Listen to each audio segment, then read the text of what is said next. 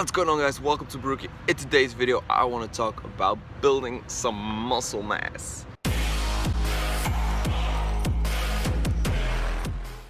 Okay, so in this video we are going to build some muscle, and the first main principle that you should know is progressive overload. Progressive overload is what builds the muscle. So what does that mean?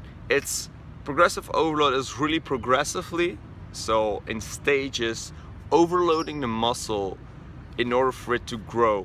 So that means changing the volume and the intensity, and that in an increasing way over a period of time in order to build some muscle. And the principle comes from the fact that our bodies are made to adapt, right? So if we're doing the same thing over and over and over again, our bodies will adapt to that and they will stop growing because they already came to the point that they're able to do the specific load. But if you're constantly increasing the load on the muscles, they have to grow, they have to adapt in order to get by and to fulfill the task. So this is the main principle: progressive overload by increasing volume and intensity. So intensity, that's weight or the difficulty of the exercise. So now, how are we going to progressively overload in order to build muscle? Well, it all comes down to three factors, right? What is your level of expertise? Are you a beginner? Are you an intermediate? Or are you an expert in building muscle? If you're an expert, you probably shouldn't be watching this video, but hey, thank you for joining. The second one is your body fat percentage. So are you a skinny guy, or are you more like a fatter person, or are you skinny fat, like somewhat in between? So that is also a determining factor. I'll get to that in a minute. And the third thing is preferences. What do you prefer to do? Because at the end of the day, if you want to build some muscle, you also want to enjoy the process. And in order to enjoy the process, you have to know where your preferences are and what you want to do in order to increase those muscles. So now that we have that out of the way, let me draw a schematic.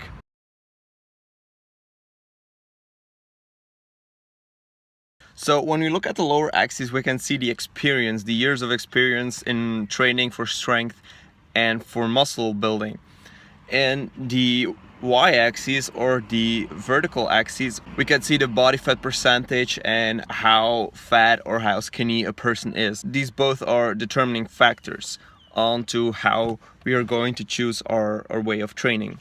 So if you're a beginner, if you're like little Spidey man, and if you're skinny, I would suggest you start out with calisthenics, because calisthenics is really something that will progressively overload your muscles. The reason for it being that when you're skinny, it's easier for you to do bodyweight exercises because you're lightweighted. So pull-ups and chin-ups will be easy for you to do. As you grow stronger and as you gain more muscle, you're going to become heavier.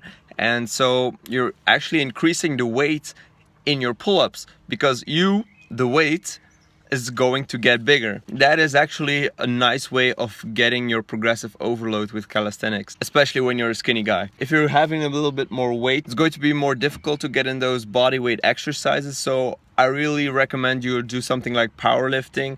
Start with basic strength, like do squats, deadlifts, do bench press, overhead press, do rows. Your body weight will not determine whether or not you can do the exercise. So that's very important. You want to be able to train your body because you want to build muscle.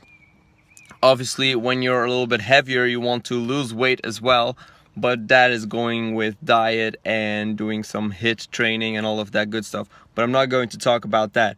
Now we're basically just talking about building muscle and strength. After you're being a newbie, like after 2 years, you start to get intermediate, and then it's more about preference, okay? So what you want to do after you gain the strength and the knowledge on how your body works. So then you can think about, okay, I can continue doing calisthenics as a used to be skinny guy, or I can go to powerlifting or CrossFit or weightlifting, whatever you want to do.